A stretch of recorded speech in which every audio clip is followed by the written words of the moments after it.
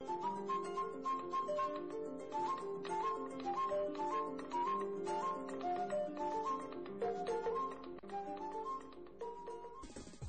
titres du journal. La lutte contre Ebola se poursuit avec la plus grande détermination. Un bateau de l'Union européenne accoste à Conakry, à son bord du matériel sanitaire et des vivres pour les victimes de l'épidémie. De son côté, le FIDA accorde 23 milliards aux filières agricoles du pays. C'est à la faveur de la 6e session du comité de pilotage de l'organisation. Dans le domaine de l'environnement, les ONG s'engagent à la promotion des espaces verts. 11 hectares sont reboisés aux abords du fleuve Niger. Les Échos, c'est dans ce journal. Bonsoir à tous, merci de nous regarder. L'Union européenne, une fois encore, à la rescousse de la Guinée dans la lutte contre la fièvre hémorragique à virus Ebola. Un navire néerlandais d'une grande capacité est au large de Conakry, à son bord des vivres, des véhicules et autres équipements sanitaires. Ce lot est destiné à la mise en place du centre de traitement et de transit des soignants de Conakry. Fodé Camara. Quasiment après un mois, ce navire de la marine royale néerlandaise accoste pour la 2e fois sous les berges de la presqu'île de Kaloum. Dans les entrailles de ce bateau de grande capacité, 800 palettes de vivres et une vingtaine de véhicules, notamment des 4x4 et des ambulances. Tout un arsenal de guerre contre Ebola, un arsenal offert par les pays de l'Union européenne. Nous avons également beaucoup d'équipements de protection, donc notamment des masques. Il faut savoir qu'il s'agit d'un effort collectif européen puisque le transport a été financé par les Pays-Bas et l'Union européenne, que les équipements sont apportés par plusieurs États membres, notamment la France, l'Allemagne, les Pays-Bas, la Belgique et le Royaume-Uni. L'UNICEF et le Programme alimentaire mondial participent également. Dans cette cargaison venant du vieux continent, 10 containers de matériel représentent la quote-part de la France. Ceci pour la mise en place avec diligence d'un centre de traitement des soignants installé dans l'enceinte de l'aéroport international de Conakry-Bessia. Cette épidémie est particulièrement dangereuse pour le personnel soignant et c'est la raison pour laquelle la France, aux côtés des autorités guinéennes, installe un centre de traitement des soignants à Conakry et qui aura pour vocation d'apporter au personnel médical qui serait infecté par Ebola, de leur apporter les meilleurs soins possibles en Guinée grâce au service de santé des armées français et aux autorités de santé guinéennes. Acheminé dans la sous-région par le biais d'un trajet triangulaire Sierra Leone, Guinée, Libéria. Après la remise du mois de novembre dernier, ici à l'image, la rotation de l'aide humanitaire de l'Union européenne continue son petit bonhomme de chemin. Une preuve de la grande mobilisation de la communauté internationale en faveur des 3 pays de la Manoriba Union, touchés par la fièvre hémorragique à virus Ebola. Le chef de mission des Nations Unies pour la lutte contre Ebola est arrivé ce matin à Conakry. Tommy Bambri s'est aussitôt rendu à l'intérieur du pays. Il doit évaluer les dispositifs de riposte installés dans les zones touchées. Auparavant, le diplomate s'est confié à nos reporters. Suivez. Mes condoléances très profondes pour la perte de la sœur de son Excellence le Président de la République, le Président Alpha Condé. C'est un moment très triste de décider de sa sœur et l'enterrement hier. Depuis plusieurs mois, les Nations Unies travaillent étroitement avec le gouvernement et chaque jour ici à Conakry, mais surtout en plus dans les préfectures. Et nous allons continuer d'établir notre présence dans les préfectures, travaillant ensemble avec le gouvernement et les ONG pour assurer que la crise d'Ebola ne continue de prendre les gens de Guinée, cause les morts des gens de Guinée. Donc, il faut voir sur le terrain qu'est-ce que sont les besoins les plus importants. Et ça, c'est le but de notre visite à Siduri et Kormali aujourd'hui. Okay. Please. Merci. Le ministre de la Santé en tournée d'information et de sensibilisation dans les zones affectées par l'épidémie d'Ebola. L'objectif est de mieux coordonner les différentes interventions de riposte sur le terrain. À Farana et Kissidougou, colonel Rémi Lama a invité les coordinations régionales à plus de synergie pour venir à bout de l'épidémie. Sori de Kera. La sous-préfecture de Fermé-Sadou, située à 11 km du chef-lieu de la préfecture de Kissidougou. C'est ici que les cas de fièvre hémorragique à virus Ebola viennent d'être notifiés dans la préfecture. Au total, 548 contacts sont recensés, tandis que 34 malades confirmés sont pris en charge dans les centres de traitement de Gekedou et Macenta. Plus loin, dans la préfecture de Farana, 39 personnes ont contracté la maladie. 324 sont sortis de suivi et seulement 8 sont encore sous surveillance à ce jour. Dans ces deux foyers, les centres de transit sont en construction pour mieux rapprocher les soins des populations. Nous avons pu maîtriser la situation aujourd'hui. À la date d'aujourd'hui, nous n'avons que 8 contacts à suivre sur le terrain. Mais il va de soi qu'il ne faut pas dormir sur les oreilles parce que c'est une épidémie. On peut réellement arriver aujourd'hui à 0 cas. Et si on se détend un peu seulement, on se distrait, et un jour on aura encore l'épidémie qui va revenir. Ebola, c'est un problème de communauté. Donc il faudrait que tous ces partenaires qui sont sur le terrain, un jour, quelle que soit leur durée, ils vont retourner dans leur pays respectif. Et aussi, nous pensons prendre les bonnes habitudes avec eux. Et pour cela, il faut former déjà la communauté. Il faut que les élus locaux soient impliqués au même niveau que nous. Pour s'assurer des conditions de riposte à l'épidémie dans ces préfectures, le ministre de la Santé a rencontré l'ensemble des acteurs intervenant sur le terrain. La nécessité de la collaboration et le meilleur suivi des contacts sont parmi les principaux messages de la mission du ministre de la Santé. Le président de la République, il ne dort pas tous les jours, il a fait une préoccupation depuis le début de cette épidémie. On n'est pas à quoi ça sert de rester au bureau? Réunion interminable. Non. Quand on vous dit tel côté est suivi, rassurez-vous, vous avez les véhicules, c'est carburé, vous avez les moyens, allez voir. Ne vous contentez pas de déclarations de coups de téléphone, non, allez vous-même vérifier. Ça nous parle, allez vers eux. Le respect de l'hygiène hospitalière est perçu comme un moyen privilégié de lutte contre les épidémies. Lors du tête-à-tête entre le personnel de santé de la région et le chef du département, l'accent a été surtout mis sur l'amélioration des conditions de soins dans les structures sanitaires, mais aussi la lutte contre les pratiques parallèles qui constituent l'une des causes de la propagation du virus Ebola dans le pays. Merci beaucoup, Sorido Kera, pour ce reportage et bon séjour à l'intérieur du pays. La CIFRAC, entendez Synergie forestière pour la réélection du professeur Alpha Condé, œuvre pour une ouverture sécurisée des classes à Yomou. Cette association de soutien aux actions du président de la République a offert un important lot de kits sanitaires aux écoles de la localité. Reportage Francis Collier.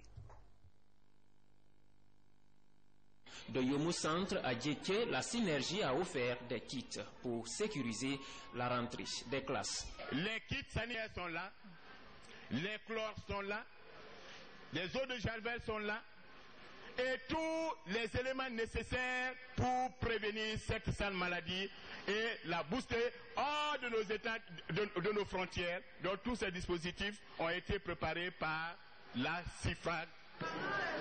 Je vais exprimer la satisfaction totale des citoyens de Yomou qui voient par la remise de ce kit hygiénique une préoccupation comblée.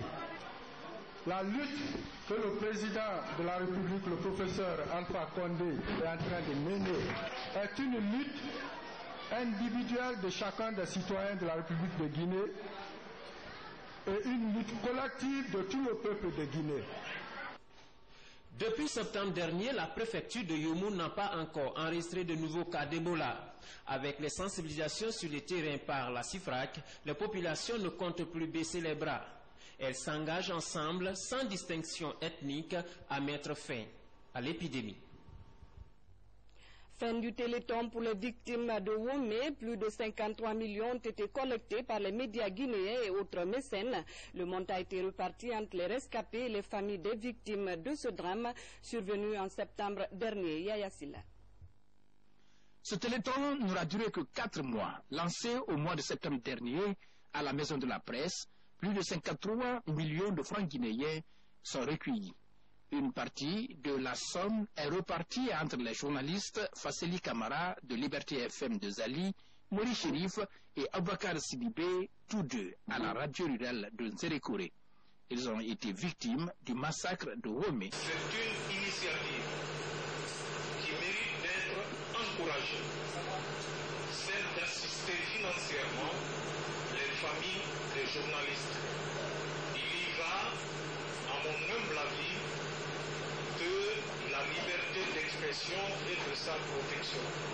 Si les journalistes sont convaincus que même morts, leurs familles peuvent être protégées à long terme, ceci pourrait les motiver. Les rescapés Christophe Milimouno, Mariama Sidibé et Aminata Kourouma bénéficient également de la générosité de la presse guinéenne et de ses partenaires. La fondation Guico Presse, Lions Club, Orange Guinée, Sky Vision, Ambassade du Mali, le gouvernement de la ville de Conakry et Rio Tinto sont entre autres parmi les donateurs. Il est vrai que la mobilisation est en deçà de nos espérances. Mais ce n'est qu'un début. Et le tout, c'était d'abord d'essayer. Au nom des bénéficiaires, les responsables des médias touchés par ce drame ont remercié les donateurs et prié pour le repos de l'âme des victimes d'Ebola en Guinée. Parlons à présent de la 10e session de la conférence islamique des ministres de l'information des pays membres de l'OCI tenue en Iran. La Guinée était représentée par le chef de cabinet du ministère de la Communication. Entre autres thèmes débattus, la convergence de vues pour faire face à la montée du terrorisme. Commentaire Fodé Camara. À la 10e session de la conférence islamique des ministres de l'information, la délégation guinéenne a partagé son expérience avec les autres pays sur la convergence des médias pour l'instauration de la paix et le retour au calme dans le monde islamique, un thème d'actualité. À la conférence, tous les pays sont tombés d'accord pour qu'on crée une alliance, une synergie des journalistes de ces pays de l'OCI, pour que vraiment que nous ayons une force, puisque nos pays sont considérés aujourd'hui comme des pays où vivent les terroristes. Donc, si les journalistes ne sont pas bien outillés, on ne pourra pas vraiment faire face aux journalistes occidentaux qui diffament notre religion. Ici à Téhéran, la représentante du ministre de l'Information martèle la nécessité de se mobiliser pour aider la République de Guinée à faire face à la fièvre hémorragique à virus Ebola. Je viens avec un esprit panafricaniste, comme mon cher président, le président professeur Alpha Condé. Il a toujours eu un esprit panafricaniste. Donc, il a toujours défendu les pays d'Afrique. Ces derniers temps, ces 3 pays, là où il y a eu la maladie à virus Ebola, il a défendu partout où il va, à l'ONU, aux États-Unis, en France. Il parle au nom des 3 pays et il défend les intérêts des 3 pays, la Guinée, la Sierra Leone et le Libéria. Donc, je défends vraiment cet esprit pour que la République islamique d'Iran puisse vraiment nous venir en aide, financièrement, matériellement. À ce forum pluriel, la représentante du ministre de l'Information a vanté les valeurs de stabilité de la Guinée, des valeurs de stabilité cimentées par la laïcité. Grâce à ce principe, depuis des lustres, avec une frange importante de musulmans, les populations guinéennes, toutes obédiences confondues, vivent dans une parfaite harmonie. Comme annoncé dans les titres, 23 millions de dollars, c'est l'appui apporté par le FIDA aux différentes filières agricoles. La convention a été signée en marge de la 6e session du comité de pilotage. Le programme national d'appui à ces filières va étendre ses activités sur toute l'étendue du territoire national. Les explications de Mohamed Sanko. Une année d'activité dans les filières agricoles à l'examen. C'est au cours de cette 6e session du comité de pilotage du PNAFA, Programme national d'appui aux filières agricoles. La présente session a pour objet de fixer le programme de travail annuel 2015 pour établir les objectifs réalisés, à quantifier par organisation paysanne, par structure, par région naturelle et par filière. Le programme évolue à la satisfaction des autorités, des bénéficiaires et des bailleurs de fonds. Des bailleurs qui ont signé en novembre dernier une convention de 23 millions de dollars avec la Guinée. Le montant sert à l'extension des activités du PNAFA aux 33 préfectures et à étendre la couverture à toutes les filières susceptibles de lutter contre la pauvreté dans le monde rural.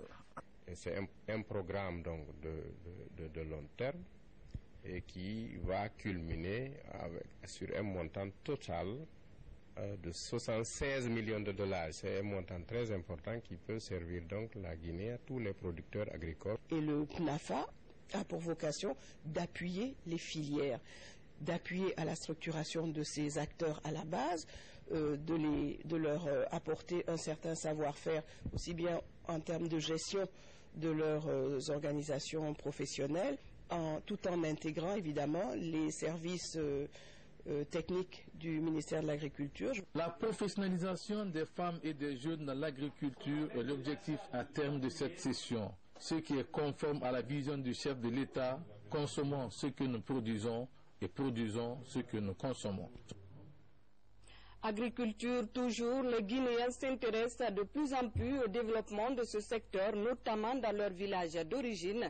C'est le cas dans la préfecture de Kouroussa, en Haute-Guinée. Les ressortissants de Banfélé sont sur les pas de leur feu père, Elhadj Narouba Condé, grand cultivateur de son temps. Leur engagement donne de bonnes récoltes cette année. Le constat avec Alassane Diogo Bari. 34 hectares réalisés à Dialama, Nafadji, dans le secteur de Djéré-Koroba, et 30 hectares environ à Banfélé, le tout dans la préfecture de Kouroussa. C'est ce total estimé à 63 hectares que les fils de feu Elhadj Narouba Condé ont pu mettre en valeur cette année en vue de perpétuer la passion de leur père. Un résultat obtenu grâce à un appui au plus haut niveau. Nous remercions le président de la République et les membres du RPG Arc-en-Ciel de nous avoir soutenus matériellement et moralement. L'année à venir, nous comptons faire plus. Si on peut avoir des partenariats avec des gens, nous avons des plaines, on est prêt à travailler avec eux aussi. Ainsi qu'on le voit, la moisson s'effectue par les moyens les plus traditionnels composés de faucilles et de couteaux, une expérience appuyée par tous les sages des localités qui souhaitent bénéficier davantage de soutien pour les matériels agricoles tels que des batteuses afin d'améliorer le rendement agricole. Donc cette année, on a fait 63 hectares. L'an prochain, pour que les techniciens viennent nous assister pour pouvoir améliorer le travail qu'on a fait cette année. À noter que la Guinée regorge de plusieurs plaines et de bas-fonds propices à l'agriculture. Il suffit d'orienter les moyens et les esprits sur ce secteur pour faire de notre pays un véritable grenier de la sous-région. De l'agriculture à l'environnement, à Farana, les ONG s'impliquent dans la protection des espaces verts. 11 hectares sont reboisés le long du fleuve Niger par l'Association des jeunes pour le développement environnemental de Farana, un travail qui réjouit la ministre de l'Environnement en visite sur la pépinière de l'association. Mamadou Alpha Baldé. Quelques dizaines, ces jeunes membres de l'association des jeunes actifs pour le développement de l'environnement de Farana font partie des personnes les plus engagées dans la protection de l'environnement à Farana. L'année dernière, cette association a reboisé environ 11 hectares le long du fleuve Niger, qui est l'un des plus importants de la sous-région. Ce cours d'eau important aujourd'hui qui a sa source à Farana ici, notamment à Kobikoro, si on voit que cette source est en train d'être dégradée par les actions anthropiques et à travers l'installation de fours à briques sur les berges du fleuve, cela ne va pas bien au cœur. C'est la raison pour laquelle on a décidé de créer cette ceinture verte-là sur le long du fleuve Niger pour empêcher les eaux de ruissellement de drainer les sables vers le lit du fleuve pour créer l'ensablement. Dans cette pépinière de la JADEF, plus de 1000 plants sont disponibles. L'acacia manjoma, le mélina et le moringa sont entre autres plants qui attendent leur mise en terre. Cette ONG est en train de faire un travail salutaire, un travail noble, parce que ces pépinières qui sont là, une fois plantées, peuvent avoir des effets positifs sur l'environnement. Les jeunes qui pensent à l'environnement, cela est déjà positif, parce que les jeunes représentent les cadres de demain. La protection de l'environnement est aujourd'hui une priorité mondiale. À Farana, la JADEF entend œuvrer pour la pérennité des espaces verts en Guinée. Autre registre, le ministre délégué au budget avec les cadres de la Direction nationale de la comptabilité matière et du matériel. Objectif, faire l'état des lieux après le lancement du manuel de procédure comptable, un outil privilégié des cadres de cette direction. Boubacar Ba signe ce reportage. Au terme des séances de formation théorique et pratique sur les règles et procédures liées à la gestion du patrimoine de l'État, le chef du département du budget a rencontré les cadres de la comptabilité matière et du matériel en charge de cette politique initiée par le gouvernement. Il s'agit pour le ministre, et conformément aux attributions de la direction, de collecter, suivre les acquisitions par achat, dons de biens, meubles, équipements, matériel et véhicules de l'État afin d'obtenir une base de données statistiques fiable et une meilleure visibilité sur les dépenses de l'État. J'espère que vous saurez répondre à cet espoir de nous autres qui sommes les opérationnels, mais surtout à cet espoir que le chef d'État a bien voulu placer en votre direction et à travers la direction à chacun de vous. En plus des DAF et des contrôleurs financiers présents dans toutes les structures du pays, le gouvernement a mis en place des cadres de la comptabilité matière et des chargés de passation de marché dans tous les services relevant de l'État pour voir plus clair et pour une meilleure traçabilité sur les choses. La mission que vous êtes amenés à accomplir est d'intérêt national. Préserver les acquis, le patrimoine de la nation, il y va de l'intérêt de tout un chacun. En tout état de cause, la mise en place de ces deux nouvelles structures, comptabilité matière et passation des marchés dans le circuit financier guinéen, permettra à coup sûr de limiter l'hémorragie financière sur le budget guinéen déjà très fragile. Tenue du Conseil régional de gouvernance de la région administrative de Farana, les acteurs sociaux des 4 préfectures de la région s'étaient donné rendez-vous à la commune urbaine pour examiner ensemble les projets de 2014 et les défis de l'année prochaine. Mamadou Alpha Baldé. C'est une petite révolution dans la politique de décentralisation en Guinée. Premier du genre, la région de Farana organise son conseil régional de gouvernance dans une sous-préfecture. Le choix de Banco est significatif. La localité vient de bénéficier de 10 millions de dollars pour faire partie des 3 villages du millénaire choisis par la Banque mondiale en Afrique. Ici, il est question pour l'ensemble des acteurs sociaux des 4 préfectures de la région d'évaluer les projets de développement réalisés durant cette année, mais aussi les prévisions pour l'année à venir. Chaque préfet présente son rapport, chaque maire présente son rapport d'activité. Nous passons au débat cas par cas et nous aboutissons à des synthèses qu'on appelle des conclusions qui est obligatoirement exécutable pour l'année à venir. Si l'administration est rapprochée des administrés, les préoccupations peuvent être prises en compte parce que le gouverneur de la région administrative de Farana a très clairement dit que le credo, c'est l'innovation, c'est la participation, c'est les initiatives. Faire en sorte que chacun participe, prendre les initiatives de chacun pour qu'on puisse effectivement parvenir à l'innovation et au progrès et par la suite au développement, l'épanouissement personnel bien sûr, mais le développement du peuple de Guinée tout entier.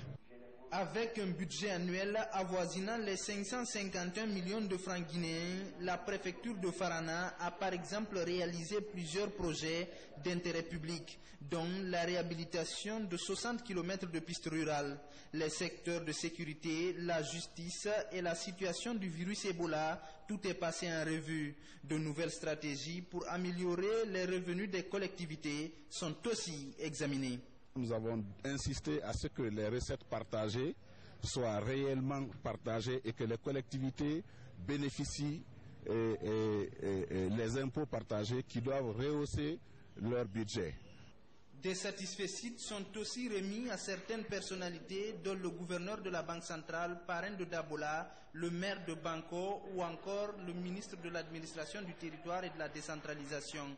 Cette première session de gouvernance participative à Banco prouve que la décentralisation est une réalité en Guinée.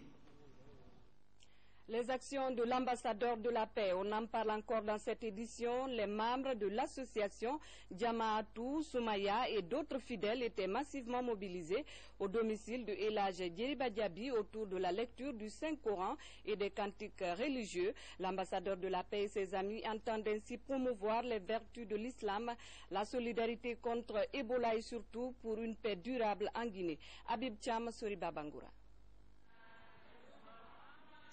Avec plus de 5000 membres, l'association Jamaatou Soumaya reste l'une des plus grandes organisations islamiques féminines de la sous-région. Dans ce grand rassemblement, ses membres prônent la stabilité en Guinée, l'occasion de grands cantiques à la gloire de Dieu. El Hadj Djeriba Diaby nous a mobilisés pour que la Guinée soit en relation. Tout le monde, qu'on se donne la main. Comme l'ambassadeur de la paix, il veut que la paix règne dans tous les pays. L'événement se déroule chez El Hadj Djeriba Diaby. L'ambassadeur de la paix est aussi ce grand précurseur de la foi islamique. Nous avons organisé cette prière, puisque moi, d'avance, je vais partir à Kankan pour le Mawloud. Je n'aurai pas la chance de passer le Mawloud avec les fidèles musulmans ici.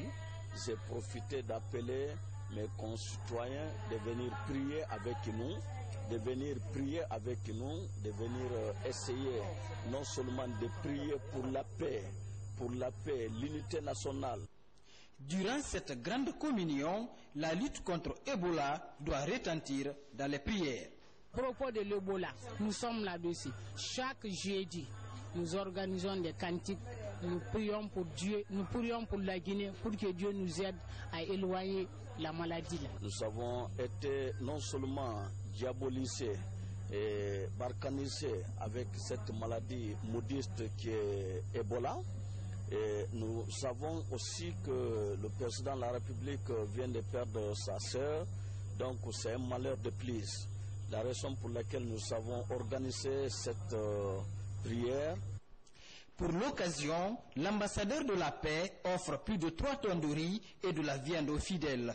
Une journée de plus dans sa détermination à servir ses compatriotes et l'islam.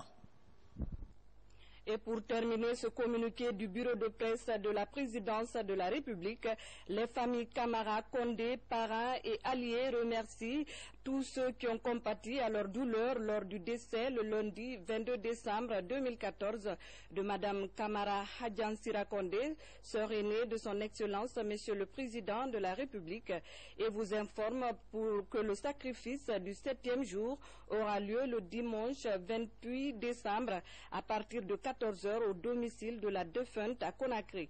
Prions pour le repos de l'âme de notre regretté Hadjansira Condé. Amen. Signé le bureau de presse de la présidence. Merci à tous de l'attention. Je vous souhaite un excellent week-end. Au revoir.